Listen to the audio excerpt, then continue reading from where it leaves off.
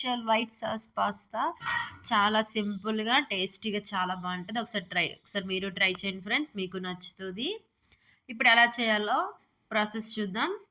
ముందుగా ఒక ప్యాన్ తీసుకొని అందులో వాటర్ వేసుకొని, హాఫ్ స్పూన్ సాల్ట్, కొంచెం ఆయిల్ వేసుకొని, కొంచెం బాయిల్ అవ్వడం స్టార్ట్ అయినప్పుడు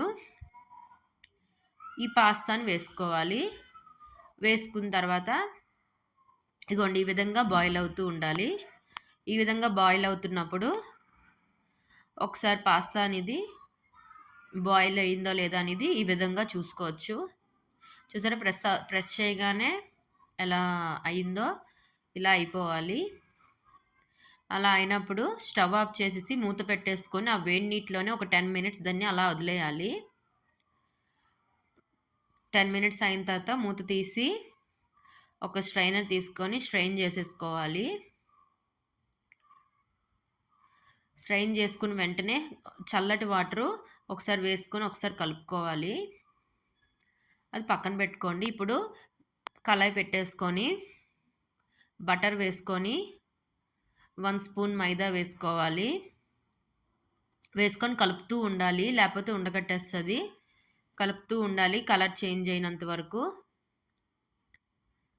కలర్ చేంజ్ అవుతుంది అలా కలుపుతూ ఉంటే. మీడియం ఫ్లేమ్లో కలుపుతూ ఉండండి. ఇగోండి ఈ విధంగా కలర్ చేంజ్ అవుతుంది.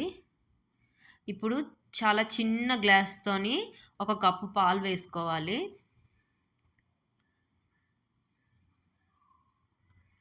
పాలు వేసుకున్న తర్వాత ఇగోండి ఈ విధంగా క్రీమీ టెక్స్చర్ వస్తుంది.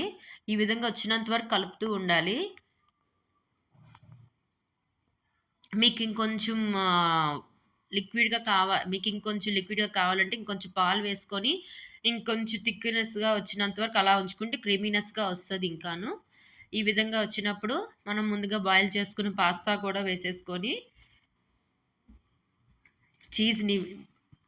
పాస్తా వేసుకొని ఒకసారి బాగా కలిపేసుకొని చీజ్ని ఇగోండి ఈ విధంగా గ్రేట్ చేసుకొని వేసుకోవాలి. చీజ్ వేసుకున్న తర్వాత ఒకసారి కలిపేసుకొని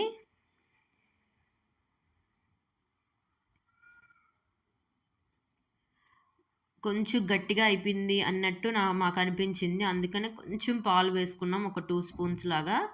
ఎక్కువ వేయలేదు, 2 స్పూన్స్ పాలు వేసుకొని ఒకసారి కలుపుకున్నాం. ఇప్పుడు రెడ్ చిల్లీ ఫ్లేక్స్ వేసుకోవాలి. రెడ్ చిల్లీ ఫ్లేక్స్ వేసుకొని కలుపుకున్న తర్వాత ఆరిగానో కూడా వేసేసుకొని హాఫ్ స్పూన్ చాలు. రెడ్ చిల్లీ ఫ్లేక్స్ మీకు కారం బట్టి, కానీ వైట్ సాస్ పాస్తా కారంగా ఉండకూడదు, కొంచెం స్వీట్నెస్గా ఉండాలి కాబట్టి అది కూడా హాఫ్ స్పూన్ సరిపోతుంది. ఆ రెండు బాగా వేసుకొని కలుపుకున్న తర్వాత రుచికి తగినంత సాల్ట్ కూడా వేసేసుకొని ఒకసారి బాగా కలిపేసుకొని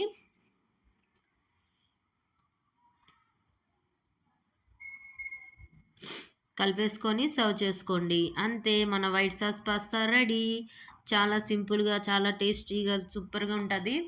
పిల్లలు ఈవినింగ్ టైం స్నాక్స్ అడిగేటప్పుడు వెంటనే ఫాస్ట్గా చేసి ఇచ్చేయచ్చు. రెడ్ సాస్ పాస్తా కూడా నా ఛానల్లో ఉంది, ఒకసారి చూడండి. White sauce pasta, red sauce pasta రెండు టేస్టీగా చాలా బాగుంటాయి. పిల్లలకి ఈవినింగ్ టైంలో స్నాక్స్ అడిగేటప్పుడు ఇది ఇవ్వచ్చు ఈజీగా. Thank you friends, thanks for watching my video. Thank you friends, please subscribe my channel, like my videos.